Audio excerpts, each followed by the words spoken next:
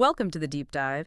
Today we're really steering clear of the fleeting fitness trends. The stuff you see all over social media. Right, and the confusing complexity of the modern gym environment. Exactly. We're focused on extracting the core wisdom from our source material to solve what feels like a really profound problem, the modern paradox. And that paradox, for you, the high performer, is what some are calling the comfort crisis. Hmm. I mean, think about it. We've used technological convenience Everything. Remote controls, ride sharing, food delivery. to systematically engineer physical labor right out of our daily lives. And this isn't just, a minor inconvenience. It has engineered a real deterioration of the human physiological baseline. What do you mean by baseline? We are structurally weaker, we are metabolically less efficient, and it's all because we no longer have to exert any real effort just to manage survival or basic logistics. Right, and that deterioration is the absolute enemy of functional longevity. We're moving way past vanity metrics here. The mission of this deep dive is strategy. It's about how do we manage the body as a high-value asset to ensure peak performance, not just for today, but for the next 3, 4, even 5 decades. And the sources we've audited for this, which approach physical management with this strategic, almost operational perspective, they all point to one foundational solution. And that is rucking. Rucking. The simple, incredibly powerful act of moving a weighted pack over a distance. They position it not as just another workout, but as the primary component of a complete biological strategy. And the beauty of this concept, and this is what really stands out in the material, is that it's not about finding some new way to move. It's about finding the original way. Yes. Our source material, a lot of it coming from veteran health analysts who are just laser focused on resilience, they position rucking as a return to an evolutionary, consistent operating model. It just leverages the biomechanics we already possess. It's arguably the highest leverage activity you could possibly engage in. Yeah. You are literally correcting a millennia-old evolutionary mismatch using the most efficient tool available. A heavy bag. A heavy bag. Okay, let's unpack this. Why is loaded movement so central to the human experience? What is the anthropological imperative here? When you introduce load, you radically change the conversation your body is having with gravity. It's a completely different stimulus. A completely different stimulus. And the sources make a really compelling argument by highlighting our core evolutionary foundation. Unlike, most other large mammals, humans are biomechanically unique. Because bipedalism, right, walking on 2 feet. Bipedalism is part of it. But critically, it's because of our ability to sustain the carrying of substantial loads over vast distances. So it's not just walking, it's walking with stuff. That is the defining characteristic of Homo sapiens. I mean, we might not be the fastest animal, but we are absolutely the most enduring. We are pursuit predators. But it goes beyond hunting. Oh, way beyond. The capacity to carry, to transport food, tools, water, your own children. That's what allowed for the organization of early society. It's what facilitated successful migration and the establishment of fixed, safe settlements. So if you remove that stimulus, If you remove that load stimulus, which modern life has done almost completely, you are removing a core operational demand that our bodies evolved to expect. And when you do that, the system begins to degrade. it's like taking a key piece of software out of the operating system. That's a great analogy. Yeah. So rucking, in this context, is the engineering response. Yeah. It forces the body back into its design specification. And we can see this concept transition from, evolutionary necessity to actual operational doctrine, right? It wasn't just cavemen carrying things. Organized civilization immediately realized the tactical power of loaded movement. Immediately. Exactly. We see the formal codification of this strategy all the way back in 107 BC. With the Roman general Gaius Marius and his famous military reforms. Marius wasn't concerned with, fitness trends or aesthetics. He was concerned with strategic mobility and battlefield dominance. Tell us more about the Muli Mariani. I find this fascinating. This detail from history just grounds the entire practice. Really does. So Yeah. Marius mandated this huge shift. Instead of relying on these slow, cumbersome supply carts, The baggage train. the baggage train, which was a logistical nightmare, especially in rapid campaigns, he forced every single legionary to carry their own supplies. And what are we talking about weight-wise? We're talking about approximately 35 kilograms, so that's around 77 pounds. 77 pounds. And that included their rations, their personal tank components, their tools for building fortifications, and of course all their weapons. That is nearly 80 pounds on a consistent basis, day after day, mile after mile, that's a massive logistical burden just absorbed by the individual soldier. But it transformed the Roman legion into an unstoppable force. They became known as the Muli Mariani, or Marius's mules. Marius's mules. And the physical transformation of these soldiers was extraordinary. They were stronger, tougher, and critically, they could move faster and farther than any other army of the time. This calculated operational decision linked load capacity directly to strategic resilience. So they had self-sufficiency. Total self-sufficiency, which translated directly into battlefield superiority. And what's fascinating, and the sources point this out, is that this standard isn't just ancient history. It remains the unbreakable law of operational readiness today. Absolutely. Look at any modern elite military force. The necessity remains. Whether you call it the British Army's tabbing or the U.S. Army's requirements for the expert infantryman badge, the core competency is the same. Moving a substantial load over a long distance quickly. Yes. Why? Because regardless of precision-guided munitions or air superiority, the final, critical, mission-defining kilometer is always traversed on foot, under load. So the civilian translation, if we think of ourselves as sort of operational units in our own lives, Which you should. is that we are actively neglecting our structural capability by pursuing a burden-free existence. The system is designed to carry weight, and we are literally starving it of that necessary stimulus. The mismatch is stark. It's really profound when you stop and think about it. We are engineered for constant movement under variable load. And when we remove that variable load, our structure softens. Reintroducing loaded movement is the most efficient, singular way to correct that imbalance. You bridge the gap. To bridge the gap between our comfortable modern environment and our genetically determined evolutionary biology. That brings us squarely to the mechanisms. If the sources are positioning Rucking as this high-yield investment, let's drill down into the physiological return on that investment. What is happening internally inside the body that makes this activity so uniquely powerful? I think the genius of Rucking is that it creates a systemic demand. It's not isolated. It simultaneously benefits three critical systems: the metabolic system, the cardiovascular system, and the musculoskeletal system. All at once. All at once. It forces adaptive responses in all three areas, something very few singular activities can actually achieve. Okay, so let's start with metabolic dynamics. How does simply adding weight to your back translate into such a significantly higher calorie burn and efficiency? Well, the physics just change everything. Rucking significantly increases your overall energy expenditure without you needing to increase your walking speed dramatically. So you don't have to go faster. No. And the data on this is unequivocal.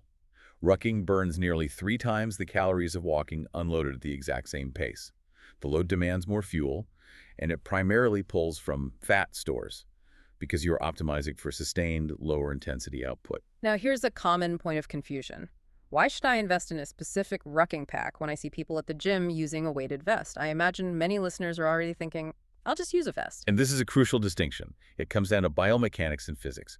A weighted vest distributes the load broadly, and I would say passively, around the torso, front, back sides. It only minimally alters your core center of gravity. It's just sort of hanging on you. Right. A Rucking pack, however, is designed specifically to concentrate dense mass-like. A specialized rug plate on the posterior chain, high and tight against the thoracic spine. And when you shift that center of gravity backward like that, what happens? It forces aggressive, active engagement. Instantly. To avoid falling backward, your body is forced to engage the massive muscles of the erector spinae.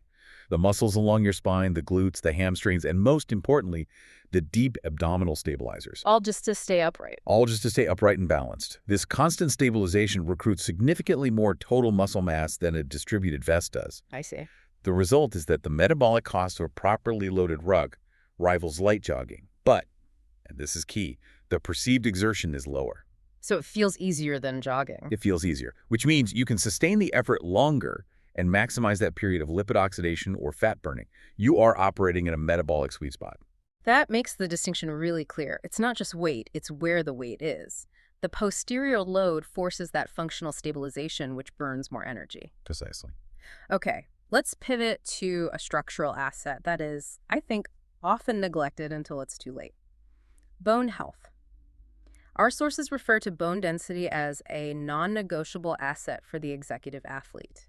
It is the ultimate insurance policy against frailty. You absolutely must think about bone health proactively. This is all governed by something called Wolff's Law, Wolff's Law. which basically states that bone tissue strengthens and remodels solely in response to mechanical load, the compressive forces placed upon it. If you aren't loading your bones, they are actively resorbing mass. They are becoming progressively weaker over time. And this is why many otherwise healthy aerobic activities, things like swimming or cycling, while they are fantastic for the heart, Great for the heart. they offer negligible benefits for bone density because they are non-load bearing. Exactly. There's no impact, no compressive force. Rucking, on the other hand, delivers this high-magnitude, consistent compressive load that travels straight through the vertical column, the axial skeleton, encompassing the spine, the hips, the femurs, with every single step. So you're sending a signal. You're sending the strongest signal you can possibly send to your osteoblasts, which are the cells responsible for synthesizing new bone tissue.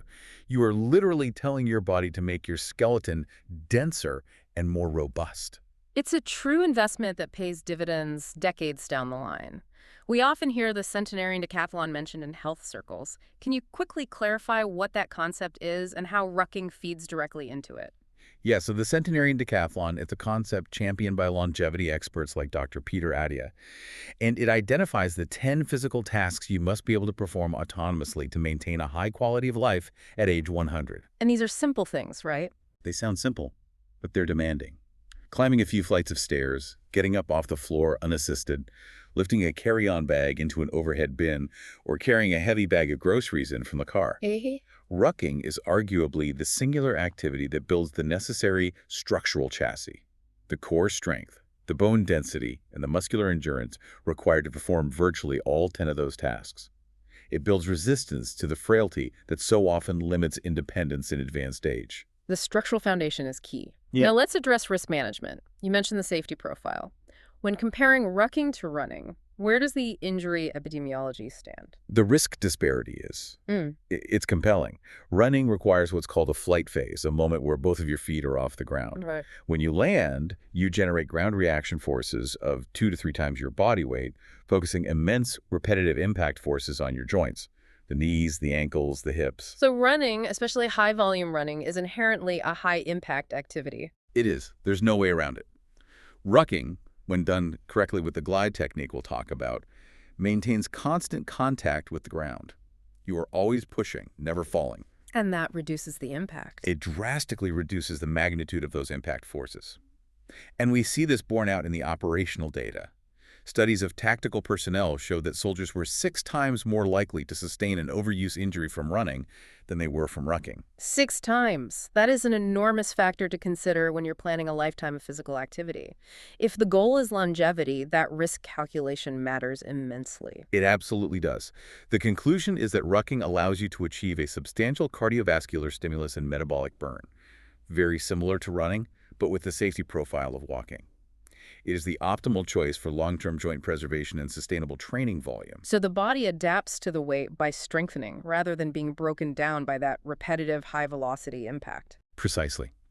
You are leveraging compressive forces to stimulate growth rather than impact forces that promote degradation. It's a fundamental difference in stimulus. Okay, let's drill down on the application. Here's where it gets really interesting for me. If we're going to integrate this for longevity, the technique and the equipment they're non-negotiable. Slapping an old big bag on your back is not the path to structural integrity. Not at all. That's the path to injury. So let's talk about the material science of the gear first. Equipment is paramount. It has to be. The safety and the effectiveness of rucking hinge entirely on optimal load management. And this is why a purpose-built rucking pack is vastly superior to a standard hiking backpack. And it all comes down to the physics of load distribution, specifically that elevated plate pocket you mentioned. Can you explain the physics again, maybe using a simple analogy for the listener? Sure. We must minimize the moment arm. Imagine your lower back as a bridge support. If the dense weight in your pack is slung low, far away from your body, that weight creates massive leverage. A long moment arm that is trying to pull your shoulders backward and down. Right, it's pulling you off balance. And to prevent this, you instinctively lean forward at the waist, which, as we said, puts enormous shearing strain right on your L4, L5 vertebrae, the most vulnerable part of your spine. That makes perfect sense. The weight becomes a lever working directly against your spine. Exactly. A purpose-built ruck pack, on the other hand, features an internal sleeve or a plate pocket that holds the dense weight. Ideally, a solid ruck plate made of steel or cast iron, not sand or water, Why not sand or water? because they shift. A solid plate provides constant, predictable load distribution, and that plate is held high up, nestled between the shoulder blades and close to the thoracic spine. By bringing the weight closer to your center of mass, you drastically shorten that moment arm, And that ensures the load travels vertically. straight down your central column, resulting in that beneficial compressive force rather than the dangerous shear force. So a standard hiking pack where heavy items inevitably sink to the bottom essentially guarantees poor biomechanics and an increased injury risk because you're maximizing that moment arm. Absolutely. Furthermore, the specialized ruck pack uses specific adjustments. The sternum strap and the hip belt play radically different roles in rucking versus hiking. How so? In hiking, the hip belt is designed to transfer up to 80% of the load off your shoulders and onto your hips. In rucking, the weight stays high, and the hip belt's main job is providing lateral stability, just ensuring the pack doesn't swing side to side during the glide. It is not meant to bear the bulk of that compressive load. That's a huge distinction. Moving to durability, the material engineering. These packs must handle incredibly dense, concentrated weight, probably over rough terrain. Yes, the structural integrity must be guaranteed. Okay. The industry standard material is corduroy nylon, specifically in the 1000 denier weight or 1000D. What is denied? Denier is a measure of fiber density. For context, many light hiking packs use 500D or even less because they prioritize weight savings. 1000D Cordura, which actually originated in military armor applications, prioritizes tensile strength and abrasion resistance above all else. It's tough. It ensures the seams won't burst and the fabric won't tear when you're securing a 40-pound steel plate and maybe dragging it over rocks. You are investing in structural durability designed for operational abuse. This distinction is crucial for the learner. Rucking gear prioritizes strength and load stability over lightweight. Precisely. It's an investment in minimizing risk and maximizing efficiency. Now let's turn to the execution. Once we have the right gear, we need the right motion, the biomechanics, which the sources call the art of the glide. Rucking is a learned skill. It absolutely is. And failure to adjust your movement pattern is the fastest route to burnout, or worse, injury. The first point of failure for most people is postural integrity. So what's the common novice mistake when they're trying to counteract that posterior load? The dreaded forward hinge. This is where the operator attempts to compensate for the weight by bending forward at the lumbar spine, the small of the back. As we discussed, this introduces massive, injurious shear force right onto that L4, L5 area. This also tends to relax the core, which removes your primary safety mechanism. Okay, so how do we master the correct stacking correction? Stacking is about rigid vertical alignment. You need to think about a straight line. Your ears over your shoulders over your hips, and your hips over your ankles. The key is that the slight forward lean required to balance the load must originate from the ankles, keeping the rest of the body rigid, like a plank. So you lean the entire system, not just the torso. Exactly. You're not breaking at the waist. And central to maintaining that stack is the core requirement, intra-abdominal pressure. This sounds like an esoteric term, but it's critical for safety. How does the listener achieve this bracing effectively? This is the single most important safety mechanism you have. You are creating a rigid, pressurized cylinder around your lumbar spine. The best cue is to think of bracing like you are about to receive a heavy punch to the stomach, or tightening your core before lifting a very heavy object off the floor. So it's not just sucking your stomach in. No, it's a circumferential brace, all the way around. This intra-abdominal pressure acts as a pneumatic support system, protecting the spine from the vertical compressive load and preventing lateral sway. So you must actively maintain that pressure throughout the entire ruck. Yes, and additionally, you have to manage the upper body. The shoulders must be actively retracted and depressed, meaning you're pulling them slightly down and back. This prevents the pack straps from pulling your scapula forward, which helps you maintain an open chest posture and ensures you are breathing deeply and efficiently. Once we are stacked, we move to gait mechanics, what you call the airborne shuffle. We need to avoid the natural tendency to overstride. Overstriding is the classic running mistake that people carry over into rucking. When you take a long stride, your heel strikes the ground well in front of your center of mass. This turns your foot into a brake, Wasting energy. wasting kinetic energy and sending those harsh impact forces right up your legs. So the correction is short and fast. Exactly. You significantly shorten your stride, and you increase your cadence, the frequency of your steps, aiming for a faster walk or what is often called the airborne shuffle. Hmm. The goal is a midfoot strike or a soft, controlled heel roll, keeping the feet low to the ground to minimize vertical oscillation. You want to direct all of your energy horizontally, promoting the glide. This is the definition of efficiency and low-impact movement under load. So we have the why, the evolutionary mandate, and we have the how, the gear, and the technique. Now we move into the when and the what. The operational protocols for programming this into a sustainable routine. What training methodologies do the sources recommend for maximizing the return on time investment? The protocols are really designed to manipulate intensity, duration, and load to achieve specific physiological objectives. Rucking is highly versatile, and you should match the protocol to your current goal, whether that's aerobic conditioning, raw power, or pure strength. Okay, let's start with the base builder. Protocol 1, the long slow distance, or LSD. The objective here is pure aerobic-based development and what I'd call structural tolerance. This is Zone 2 training. Can you define Zone 2 clearly for the listener? Why is it so important for longevity? Zone 2 is a sustained, moderate-intensity aerobic effort. It's a pace that is truly conversational. You should be able to speak in full sentences without difficulty. Physiologically, this is the zone where your body becomes maximally efficient at utilizing fat for fuel lipid oxidation. Okay. It builds mitochondrial density, creating more cellular power plants, and improves capillary density, which enhances oxygen delivery to the muscles. For LSD, you'd execute this for 60 to 90 minutes, or even longer, with a moderate load, typically 15 to 20% of your body weight. So this is foundational work. Absolutely essential. It allows the slow-adapting tissues, your tendons, ligaments, and the bone matrix time, to strengthen without being immediately overloaded. You are building the foundation for sustained effort and preventing long-term injury. You're strengthening the chassis. Protocol 2, hill repeats or power loading, drastically shifts the intensity. What are we targeting here? This changes the focus to the posterior chain, the glutes and hamstrings, and raw power development. You find the steepest grade you can and you ascend it aggressively, pushing hard. Then you descend at a slow, controlled recovery pace. And where does this land us physiologically in terms of zones? You are pushing deep into Zone 4, your anaerobic threshold. This is where you significantly elevate the heart rate, challenge the capacity of your cardiovascular system, and stimulate massive muscle recruitment, especially in the glutes, which are just so critical for hip health and long-term functional movement. And the benefit here is the intensity without the impact. The brilliance of hill repeats is that they provide this high-intensity cardiovascular stimulus with minimal impact, unlike, say, track sprinting.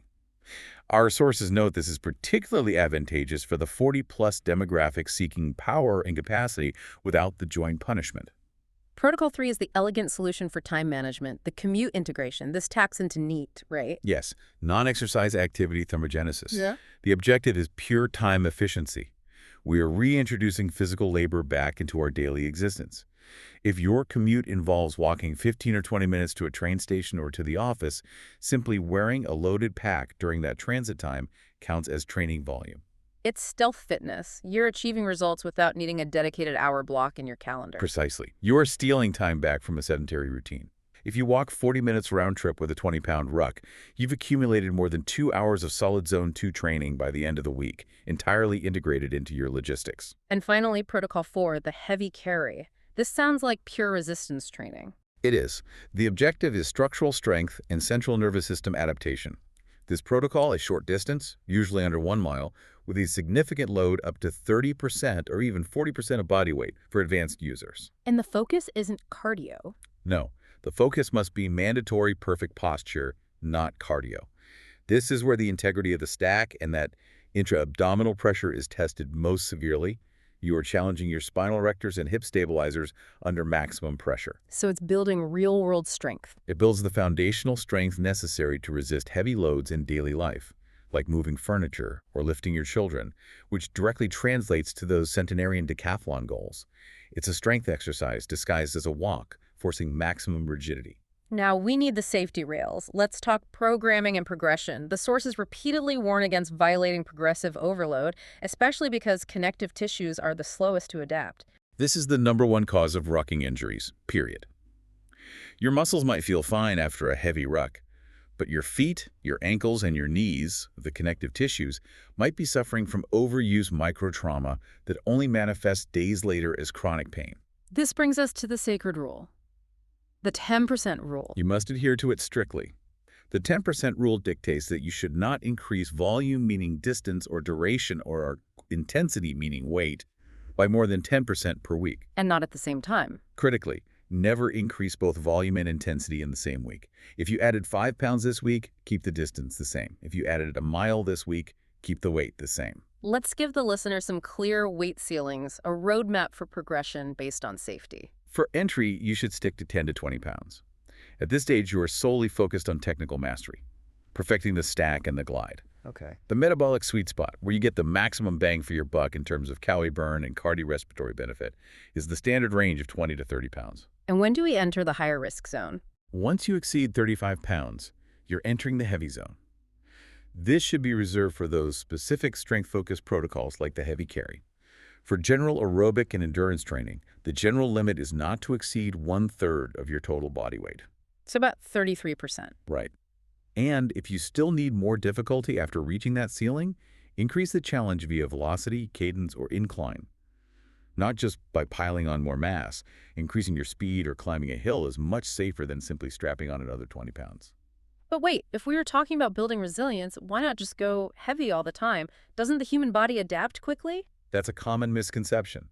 Yes, your muscles adapt relatively quickly, but structural adaptation takes time, a lot of time. If you constantly train at max load, you risk structural failure in the joints, stress fractures in your feet or shins, and chronic tendinitis. That's a long game. We are training for the long game, the 100-year marathon, not a sprint. Consistency at the optimal weight, that 20-30 pound range, is far superior to sporadic, crushing heavy rucks that require a week of recovery. Okay, this is the application phase. The sources provide us with immediate actionable summaries, what we're calling the sun-dried roundup, tailored to different levels of commitment and time availability. This allows the learner to start right now. These are the templates. They take all the technical information and distill it into immediately executable programs, recognizing that the listener's time is a finite and valuable resource. Let's address the listener who is serious but not all in yet, the middle-of-the-road approach. They want to integrate rucking, but are maybe cautious about a massive lifestyle overhaul. The protocol for them is the ruck walk. The objective is substitution. You replace 2 of your existing weekly cardio sessions, maybe 2 5-kilometer runs or a session on a gym machine, with a 45-minute ruck. And the load. The load should be between 10 kilograms and 15 kilos, so that's about 20 to 30 pounds. This swap is incredibly powerful because you maintain the cardiovascular stimulus while drastically reducing joint impact and adding that bone-building resistance. What's the startup advice for this group, since they might be hesitant to immediately go out and invest in specialized gear? Improvise, but do it safely.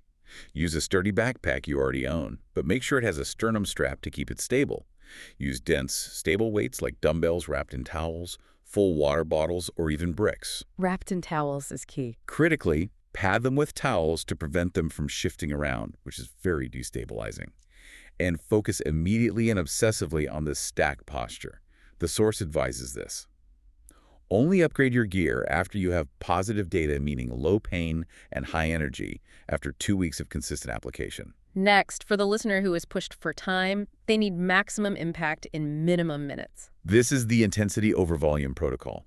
If you only have 20 minutes, you must utilize the biggest lever you have, gravity. The hill. Find the steepest accessible hill or the longest flight of stairs you can, and execute 20 minutes of continuous ascent and descent with that 15-kilogram pack. Explain why that vertical component is such a massive shortcut. When you move vertically under load, the metabolic demand just skyrockets.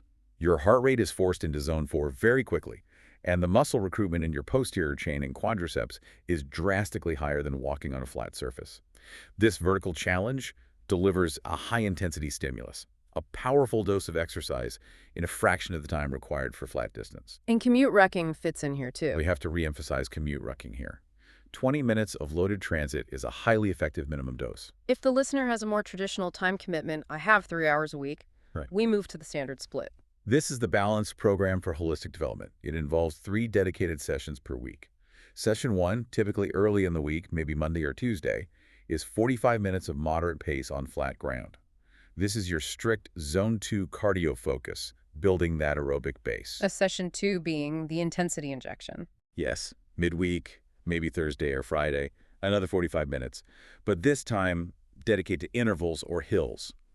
Ruck aggressively up a hill for 2 to 3 minutes, descend for recovery, and repeat that cycle for the full duration.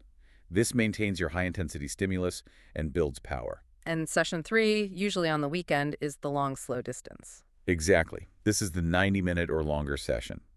You might slightly lower the weight here to sustain the duration, and you're just maximizing your aerobic-based development, mitochondrial density, and structural tolerance. This is where you really strengthen the feet and connective tissues for the long haul. Now, for the hybrid athlete, the listener who can fit in training 7 days a week and wants to maximize volume alongside their gym work, The crucial caveat must be reinforced immediately here. Do not ruck 7 days a week. Your connective tissue absolutely requires recovery time. Okay. So the hybrid split integrates rucking as both active recovery and high-intensity conditioning alongside dedicated resistance training. Day 1, 3, and 5 are dedicated to strength training in the gym. And Rucking fits in between those days. Exactly. Day 2 is your high-intensity ruck hills or speed for 45 minutes. Day 4 is a recovery ruck. This is very lightweight, maybe 5 to 10 kilograms, on flat ground, focusing purely on blood flow and active recovery for 30 minutes. You're keeping it strictly in zone 1 or low zone 2. And the weekend? Day 6 is the long ruck, aiming for heavy distance, 90-plus minutes. And Day 7 is essential, total rest, mobility work, and foam rolling. This structure prevents overuse injury while maximizing your total training volume. Finally, the premium approach, the listener who wants to chuck everything at this and optimize every single variable for peak resilience. This starts with an optimized gear investment. They really need 2 distinct pieces of equipment. A dedicated plate carrier, which holds the weight tightest to the body for their speed and hill work, and a specialized rucking pack for high capacity and distance. And dedicated plates. They must use purpose-built ruck plate steel or cast iron, which guarantee mass centralization and prevent any shifting. And optimization extends critically to the interface between the body and the ground. Absolutely. Footwear selection is vital here.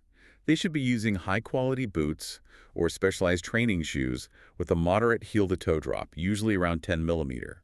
This slight lift reduces strain on the Achilles tendon and the posterior chain when you're under load. And socks. This has to be paired with mandatory friction management. High-quality merino wool socks. They wick moisture effectively and are far superior to cotton, which just retains moisture and guarantees blisters. And for this person, data tracking is key for unparalleled precision. Right. You invest in a highly accurate chest strap heart rate monitor, not just a wrist device. This ensures absolute compliance with your training zones, confirming those LSD rucks are strictly zone 2 for fat oxidation, and your hill repeats are actually hitting those zone 45 thresholds. And the final step. The final premium optimization step is engaging a coach or a physical therapist to perform a professional gait audit. An expert eye can spot subtle compensations or inefficiencies in your glide and posture before they develop into chronic nagging problems. That level of detail truly elevates the practice from just a simple activity to a very precise physiological strategy. It's about engineering performance, not just guessing. This deep dive has really confirmed that rucking is far, far more than a fitness fad. It feels like the minimum effective dose solution to those twin crises of the sedentary, life metabolic dysfunction, and structural fragility. It is. It's a strategic return to operational readiness. It is unique in its ability to combine the cardiovascular endurance of running with the osteogenic, bone-strengthening resistance of weight training, all while maintaining the superior safety profile of walking. It is a robust argument for managing your physical self as a high-performance asset. We want to leave you with the top 10 takeaways from our sources, the critical, actionable nuggets you can implement today to ensure you are stacking and gliding correctly. Okay, number 1, posture is priority, stacking. Ears over shoulders, shoulders over hips. The slight lean must originate from the ankles, never the waist. 2, shorten the stride. Increase your cadence, your steps per minute, and shorten your stride length to promote the glide and minimize impact. 3, cotton kills. Ban cotton socks entirely. Invest in merino wool for mandatory friction and moisture management. 4, manage the load, the 10% rule. Start light, 10 to 20 pounds, and never increase weight and distance simultaneously in the same week. Keep increases to a maximum of 10% weekly. 5, high and tight. Secure the dense weight high on your back, close to the thoracic spine, to minimize the leverage, that moment arm, on your lower back. 6, pain is data. Learn the difference between acceptable muscle fatigue, which is good, and sharp localized joint pain, which means stop, adjust, and evaluate your form. 7, embrace the hills. Utilize steep inclines for short, high-intensity cardio boosts into zone 4 that bypass high-impact running trauma. 8, core engagement. Maintain slight intra-abdominal pressure bracing like you're about to take a punch to create that rigid cylinder protecting the lumbar spine. 9. Foot care. Be proactive. If you have known blister hot spots, pre-tape them with athletic tape before your long rucks, not after the fact. And finally, 10. Consistency intensity. The foundation is built slowly. 3 45-minute rucks a week at Zone 2 are far superior for longevity than one crushing, injury-inducing heavy march. That is the complete toolkit for making rucking a core part of your strategic life plan. And finally, a provocative thought for you to carry forward. If rucking is such a potent, evolutionarily consistent operating model for engineering resilience for 100 years, What other basic physical requirements like grasping, lifting, or hanging, which require minimal equipment but were constant stimuli for our ancestors, have we abandoned that could also serve as a minimum effective dose for functional longevity? something to mull over as you seek out the steepest hill in your neighborhood. Thank you for sharing your sources and engaging in this deep dive with us today. Until next time, keep stacking and gliding.